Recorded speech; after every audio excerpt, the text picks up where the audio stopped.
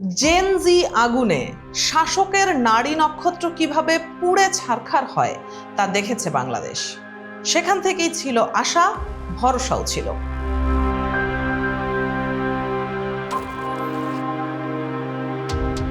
পালে হাওয়া লাগিয়ে বলেছিলেন, সুদিন আসবে, ফিরবে সুবোধ।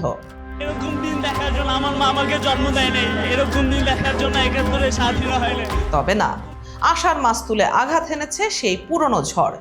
জেনজিদেরও আঁকড়ে ধরেছে সেই পুরনো শকুন। কেউ যেন বলার নেই, পথিক তুমি পথ হারাইয়াছ। কেউ যেন ডাক হেঁকে বলছে না, কাণ্ডারি হুঁশিয়ার। রাজনৈতিক সমঝোতা আর সংসদের আসনের বিলিবন্টনের মাঝেও এখনো আছে কিছুটা আশা। মনে হচ্ছে সব ফুরিয়ে যায়নি, হয়নি সব নক্ষত্রের ক্ষয়। যার কিছুটা আলোকছটা সংসদের প্রথম অধিবেশনের শেষ সেশনে দেখালেন নাহিদ ইসলাম। মে মাসের এক তপ্ত দুপুরে যখন সংসদ ভবনের করিডোরগুলোতে উত্তপ্ত বিতর্কের রেশ ঘুরে বেড়াচ্ছিল, তখন ইতিহাসের পাতায় যোগ হলো এক নতুন অধ্যায়। এটি কেবল একটি সংসদীয় অধিবেশনের সমাপ্তি ছিল না, ছিল আগামীর বাংলাদেশের রাজনৈতিক রূপরেখা। ত্রয়োদশ জাতীয় সংসদের প্রথম অধিবেশন শেষ হয় এক রুদ্ধশ্বাস নাটকীয়তার মধ্য দিয়ে। যে নাটকীয়তার মূল কুশীলব ছিলেন দুই প্রজন্মের দুই ভিন্ন ধারার রাজনীতিক, সংসদ নেতা তারেক রহমান এবং তরুণ প্রজন্মের আইকন নাহিদ ইসলাম। রাষ্ট্রপতির ভাষণের ওপর ধন্যবাদ প্রস্তাবের সেই আলোচনা যেন রূপ নিয়েছিল এক রাজনৈতিক মহাকাব্যে, যেখানে পুরনো অভিজ্ঞতার সাথে নতুন সংকল্পের এক অপূর্ব মেলবন্ধন প্রত্যক্ষ করল দেশবাসী। প্রধানমন্ত্রী তারেক রহমান যখন 5 মিনিটে সেই বক্তব্য শুরু করলেন, পিনপতন নীরবতা নেমে এলো পুরো কক্ষে। তার কণ্ঠস্বরে ছিল না কোনো আস্ফালন, ছিল কেবল এক অন্তর্ভুক্তিমূলক বাংলাদেশ গড়ার আকুতি।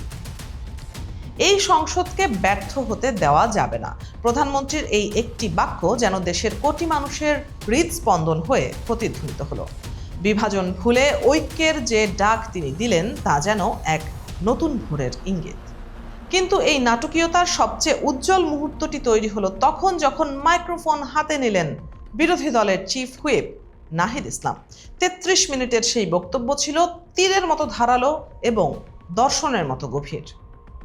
নাহিদ ইসলাম যখন 72-এর সংবিধান বিতর্ক আর জুলাই জাতীয় সনদের কথা বলছিলেন, তখন সংসদের গ্যালারিতে বসা অভিজ্ঞ রাজনীতিকদের চোখে মুখে ছিল বিস্ময়। এক তরুণ কিভাবে এত সাবলীলভাবে রাষ্ট্রের নারী নক্ষত্র বিশ্লেষণ করতে পারেন? বক্তব্যের মাঝখানে যখন তিনি রসিকতা করে সরকারি দলের সময় চাইলেন, তখন হাসির রোল পড়লেও তার চোখের চাহনিতে ছিল এক ইস্পাত কঠিন রাজনৈতিক সংকল্প।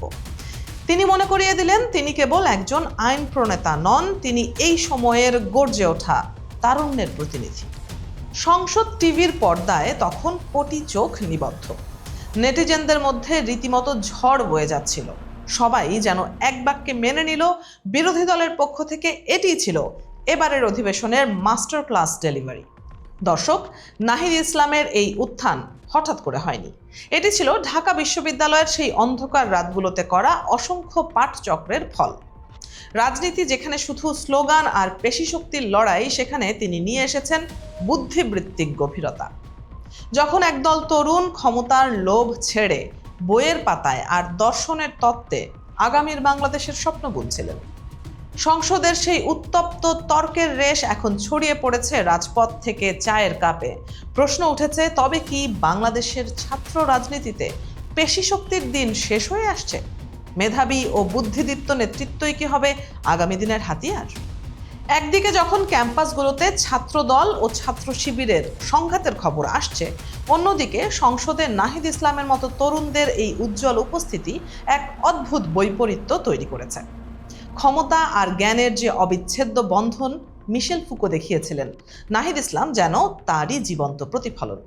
তিনি প্রমাণ করেছেন, রাজনৈতিক দলগুলোর টিকে থাকতে হলে কেবল পাওয়ার পলিটিক্স নয়, প্রয়োজন অর্গানিক জানাশোনা।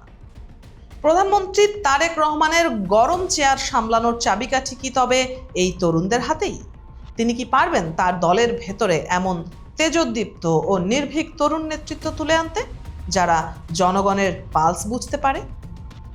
রাজনীতি এখন আর কেবল ক্যারিয়ারবিহীন ছাত্রদের গন্তব্য নয়।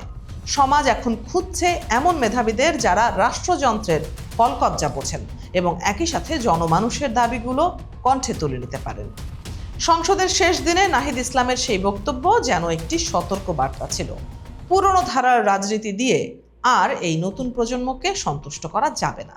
তাদের চাহিদা আকাশচুম্বী, তাদের বিচারবোধ প্রখর। প্রধানমন্ত্রী ও বিরোধী দলের এই সৌহার্দ্যপূর্ণ অথচ যুক্তিপূর্ণ বিতর্ক দেখে সাধারণ মানুষের মনে আশার আলো জ্বলছে। তারা দেখছেন এক সুস্থ গণতান্ত্রিক চর্চা যেখানে ব্যক্তি নয়, আদর্শ আর দেশই মুখ্য। তবে কি এই নাটকীয়তার শেষ দৃশ্য এখনো বাকি? কারণ রাজপথে এখনো উত্তাপ, ক্যাম্পাসগুলোতে এখনো অস্থিরতা। এই সংকট থেকে উত্তরণের পথ কি তবে কেবলই বুদ্ধিবৃত্তিক রাজনীতি? জাতীয় রাজনীতিতে দ্রুত মেধাবী ছাত্রনেতাদের তুলে আনা এখন সময়ের দাবি, নতুবা ইতিহাসের ফয়সালা হবে আরও কঠোরভাবে। তরুণদের মানসপটে নেতৃত্বের যে নতুন চিত্র তৈরি হয়েছে তাকে অস্বীকার করার কোনো উপায় নেই। নাহিদ ইসলামদের হাত ধরে যে নতুন পলিটিক্যাল কমিউনিটি তৈরি হচ্ছে, তারা কি পারবে বাংলাদেশের মূলধারার রাজনীতির চেহারা বদলে দিতে? এই প্রশ্নই এখন ঘুরপাক খাচ্ছে দেশের প্রতিটি অলিগলিতে। অধিবেশন শেষ হয়েছে, বাতি নিভেছে সংসদ ভবনের, কিন্তু যে আলোচনার আগুন নাহিদ ইসলাম জ্বেলে দিয়েছেন তার শিখা রয়ে গেছে জাগ্রত। আগামী দিনগুলো বলে দেবে বাংলাদেশ কোন পথে হাঁটবে, পেশি শক্তির অন্ধকার নাকি বুদ্ধিবৃত্তির আলোতে।